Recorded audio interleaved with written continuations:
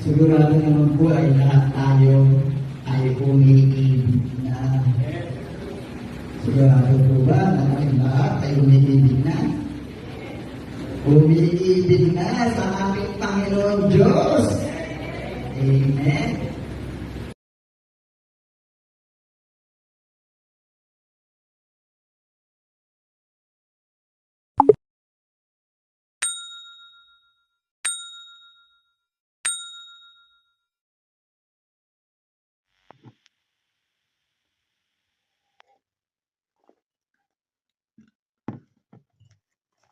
Good morning, good day, Church Day, Lord Day.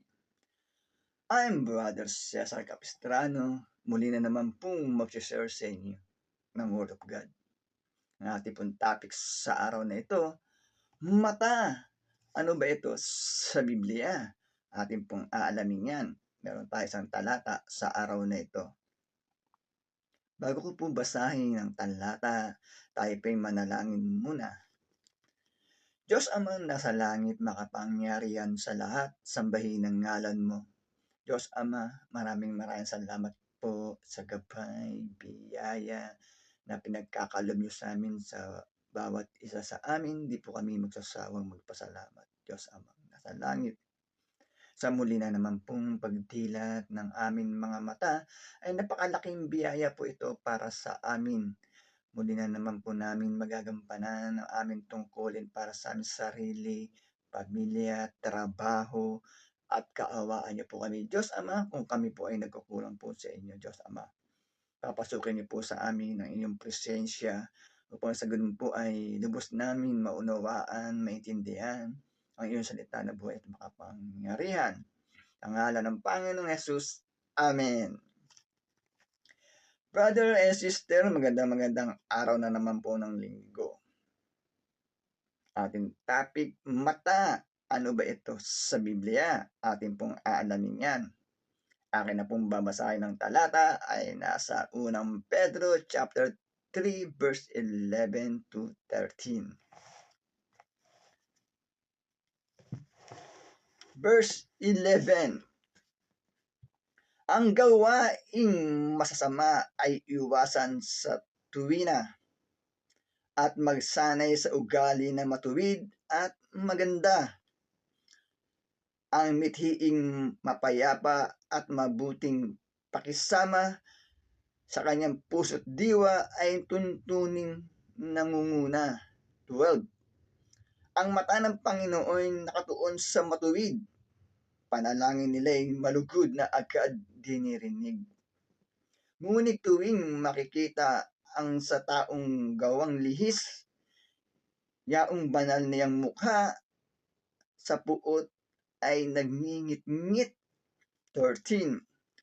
At sino naman ang mamiminsala sa iyo kung kayo'y walang hinahangad kundi pawang kabutihan? Amen. Brother and sister, napakaganda po ng ating nabasa mula sa Biblia. Sa nilalaman po ng talata,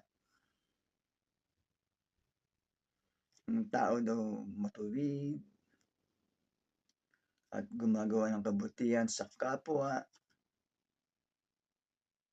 Pag ito daw po nanalangin, nagdasal, humiling sa ating Diyos Amang nasa langit, napakalinaw po ng ating nabasa mula sa Biblia. Nadiringgin po ng ating Diyos Amang nasa langit, brother and sister.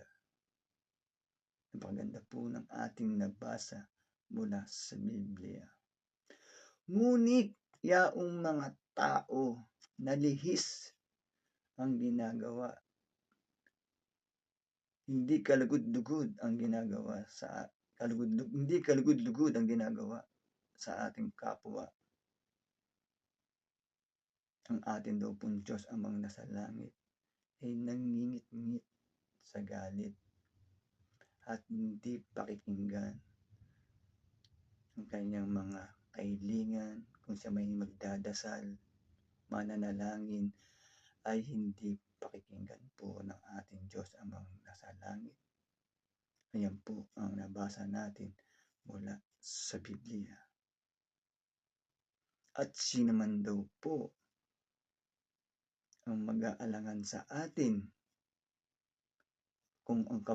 kung kabutihan naman po ang ating ginagawa. Brother and sister, napakaganda po ng ating nabasa mula sa Biblia.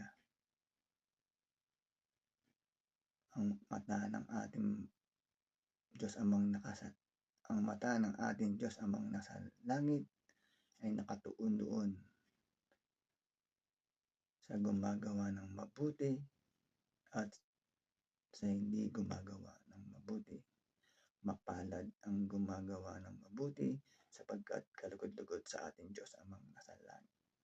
Brother and sister, napaganda po ng ating nabasa mula sa Biblia. Kaya po sana huwag po tayong manawa makinig every Sunday na aking pong ibinabahagi na salita ng Diyos na buhay upang sa ganun po magkaroon tayo ng kaalaman, gabay at kontrol dito sa sanlibutan, brother and sister. Itatapos na po yung ating topic, tayo po yung manalangin muli. Diyos Amang nasa langit na makapangyarihan sa lahat, maraming salamat po. Nakapagpakinig na naman po kami ng iyong salita na buhay at makapangyarihan na nagbibigay lakas po sa aming katawan at spiritual. Maraming salamat po. Sa ngalan ng Panginoong Hesus. Amen.